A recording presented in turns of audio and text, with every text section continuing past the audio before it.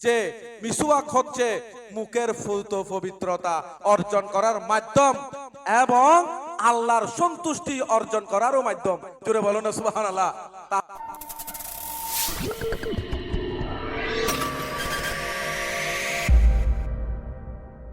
এখন সোশ্যাল মিডিয়ার মধ্যে দেখতে পাচ্ছেন যে টুথপেস্টের মধ্যে যে বিষাক্ত এই প্লাস্টিক পাওয়া যাচ্ছে বা ক্ষতিকারক বস্তু মিশানো হয়েছে, এইরকম একটা তথ্য সোশ্যাল মিডিয়ার মধ্যে বেশি ভাইরাল হয়েছে।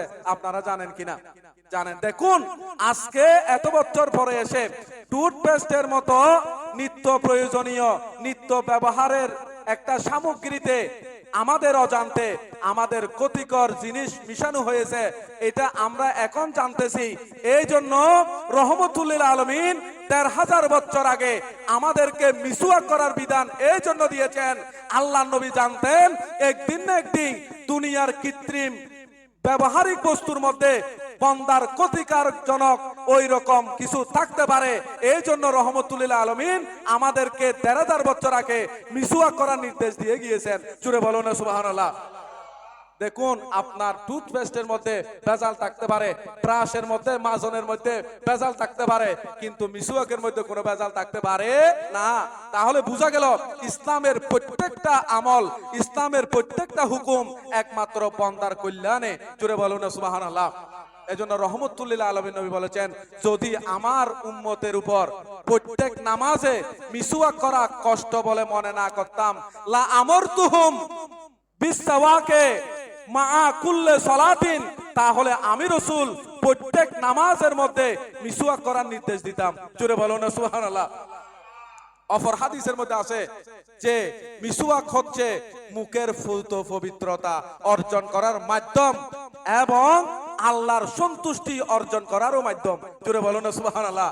তাহলে আমরা যদি মিসওয়াক করি তাহলে দুনিয়ার ক্ষতিকারক যে বস্তু সেখান থেকে আমরা রক্ষা পাবো, সাথে সাথে আল্লাহর সন্তুষ্টি অর্জন করব।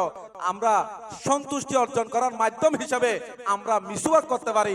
মিসওয়াক করলে দাঁত কখনো পড়ে যায় না, দাঁত কখনো নরম হয় না। এজন্য আল্লাহ রাসূল সাল্লাল্লাহু আলাইহি ওয়াসাল্লাম মিসওয়াক করার নির্দেশ দিয়েছেন। মিসওয়াক করলে দন্ত রোগ থেকে মানুষ মুক্তি পায়। জোরে বলুন না সুবহানাল্লাহ। তার চাইতে বড় নিয়ামত হচ্ছে আল্লাহর সন্তুষ্টি অর্জন করতে পারে। পবিত্র কোরআনুল কারীমে বলা হয়েছে, ওয়া রিদওয়ানুম মিনাল্লাহি আকবারু, আল্লাহর সন্তুষ্টি অর্জন করা সবচেয়ে বড় নিয়ামত। এই সন্তুষ্টি অর্জন করার একটা মাধ্যম হলো মিসওয়াক করা।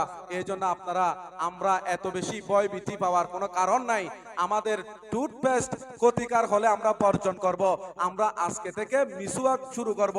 মিসওয়াক করার মাধ্যমে আমার জবান মুখ যেমনি ভাবে পুত পবিত্র থাকবে, আল্লাহর সন্তুষ্টিও অর্জন করতে পারবো।